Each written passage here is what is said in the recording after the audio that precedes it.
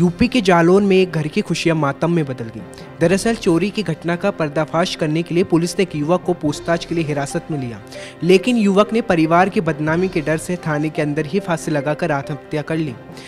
जब युवक की मौत की सूचना पुलिस ने परिजनों को दी तो परिजनों ने थाने में पहुंचकर जमकर हंगामा किया। यूपी के जालौन में समाजवादी पार्टी के प्रदेश अध्यक्ष नरेश उत्तम ने एक जनसभा को संबोधित किया।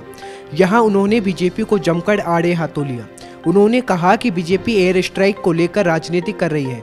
इस दौरान उन्होंने कहा कि बीजेपी सरकार ने किसान और युवाओं की हालत खराब कर दी है।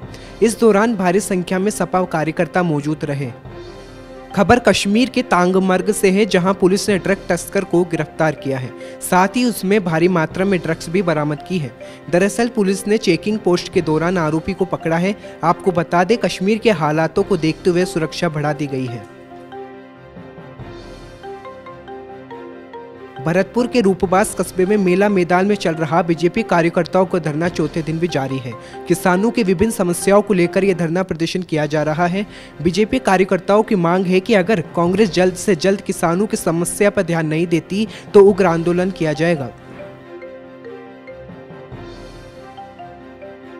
खबर यूपी के एटा से है। यहाँ दो ट्रकों में भीषण टक्कर से साइकिल सवार और एक स्कूटी सवार को जान से हाथ धोना पड़ा।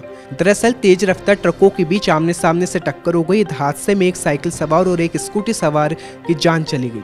वहीं दोनों ट्रकों के ड्राइवर मौके से फरार हो गए। खबर यूपी के हरदोई से है। यहाँ भारतीय जनता पार्टी की ओर से सैनिक सम्मान का आयोजन किया गया। इस समारोह के दौरान हरदोई से संसद सदस्य अंशुल वर्मा ने कहा कि मोदी सरकार ने अर्धसैनिक बलों को भी सम्मान में शहीद का दर्जा देने का फैसला किया है। इस दौरान तमाम बीजेपी के कार्यकर्ताओं और नेताओं की ओर से शहीदों को श्रद्धांजलि दी गई। 2019 का चुनावी समर जैसे जैसे नजदीक आ रहा है, वैसे वैसे तमाम पार्टियां अपनी तैयारियों में जुट गई हैं। ऐसे में सत्ताधारी भाजपा भी कोई कोरक सर छोड़ना नहीं चाहती। शायद यही कारण है कि चुनाव आचार संहिता से पहले प्रदेश में योजनाओं के शिलान्यास की झंडी लगी हुई है। इसी क्रम में उत्तर प्रदेश के खेल मंत्री चेतन चौहान ने बाराबंकी में 51 परियोजनाओं की आधारशिला रखी और एक मिनी स्टेडियम का उद्घाटन करते हुए पाकिस्तान और वहां के प्रधानमंत्री इमरान खान पर जमकर निशाना साधा। खेल मंत्री चेतन चौहान ने पाकिस्तान के प्रधानमंत्री को सलाह देते हुए कहा कि वे एक बड़े खिलाड़ी हैं और उन्होंने अपने देश को विश्व कप जिताया था। वे एक मजबूत खिलाड़ी हैं। उन्हें आईएसआई और सेना की बात नहीं माननी चाहिए और अपनी बुद्धि विवेक का इस्तेमाल करना चाहिए। इमरान खान को चाहिए कि वे अपने यहाँ सभी आतंकी गतिविधियों को समाप्त कर सेना की बात ना सुने। अगर उन्हें सेना और आईएसआई की बात सुनी तो हमारा जो भी हो वह हो, लेकिन इमरान और पाकिस्तान का सर्वनाश हो जाएगा। कश्मीर के गुलमर्ग के प्रसिद्ध स्की रिजॉर्ट में एक ऑस्ट्रेलिया टूरिज्म की संदिग्ध अवस्था में मौत हो गई। मौके पर पहुंची पुलिस ने शव को तंगमार्ग हॉस्पिटल लाई, जहां पोस्टमार्टम रिपोर्ट में टूरिस्ट के मर्डर होने की बात सामने आई है। अभी तक आपने सबसे छोटा आदमी या फिर सबसे छोटी महिला के बारे में सुना या पढ़ा होगा, लेकिन आपको जानकर हैरानी होगी कि सबसे छोटी गाय भी हमारे देश के ही पुणे में है। यह गांव महाराष्ट्र के कनेसर गांव में रहने वाले किसान जाधव के पास है। इस गाय की उम्र 4 साल है। आमतौर पर गाय की ऊंचाई 4.7 से 5 फीट होती है, लेकिन अबू की ऊंचाई सिर्फ 2.3 फीट है और लंबाई 3 फीट है। पिछले 2 साल से अबू की ग्रोथ पूरी तरह से रुकी हुई है। खबर भरतपुर के रूपबास से है, जहां नया गांव में बिजली की लाइन सही करते समय एक हादसा हो गया। इस हादसे में लाइनमैन की मौत हो गई। लाइनमैन का शव काफी समय तक विद्युत पोल से ही लटका रहा। मौके पर अधिकारी ना पहुंचने से गुस्साए ग्रामीणों ने धौलपुर भरतपुर हाईवे जाम कर दिया। जाम के कारण हाईवे पर लंबी कतारें लगी रही। खबर यूपी के मुजफ्फरपुर नगर से है। यहाँ नाबालिग से एक युवक ने दुष्कर्म की वारदात को अंजाम दिया। परिजनों के अनुसार युवक ने नाबालिग को डरा धमकाकर उसके साथ दुष्कर्म किया और मौके से फरार हो गया। वहीं आरोपी युवक के खिलाफ परिजनों ने मामला दर्ज करा दिया है। फिलहाल पुलिस मामले की जांच कर रही है।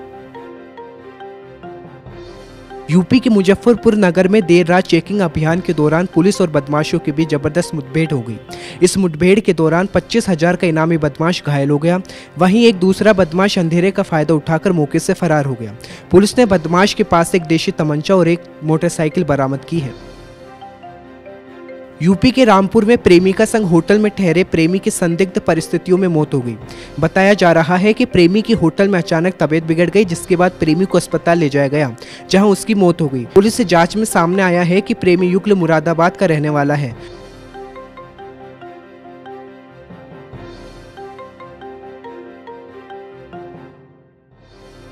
यूपी के रामपुर से बच्ची से दुष्कर्म करने का मामला सामने आया है, जहां मदरसे के एक मौलाना ने नाबालिग छात्रा के साथ दुष्कर्म का प्रयास किया। घटना का खुलासा होने के बाद पुलिस ने आरोपी मौलाना को गिरफ्तार कर लिया है और पुलिस आगे की कार्रवाई में जुट गई है।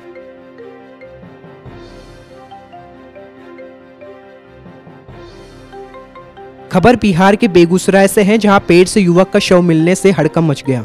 पूरा मामला सिंधोल ओपी के मूसल टोल का है। बताया जा रहा है कि मृतक सामान खरीदने घर से बाहर गया था, जिसके बाद वापस नहीं लौटा। फिलहाल पुलिस ने हत्या के अंदेशे को देखते हुए मामले की जांच शुरू कर दी है।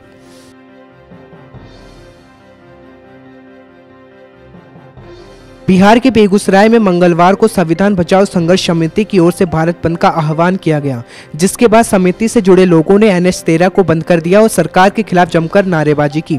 बता दें, बंद का समर्थन कर रहे लोग EVM और 10% आर्थिक आधार पर आरक्षण का विरोध कर रहे थे। बंद रहेगा, बंद रहेगा।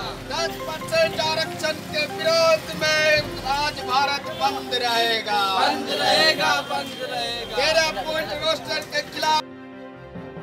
यूपी के संभल में ईंट भट्टे के उद्घाटन कार्यक्रम में पहुंचे मजदूर की शराब पीने से मौत हो गई। घटना के बाद गुस्साए परिजनों ने भट्टा मालिक पर हत्या का आरोप लगाया है। फिलहाल पुलिस मौत के कारणों का पता लगाने में जुटी है।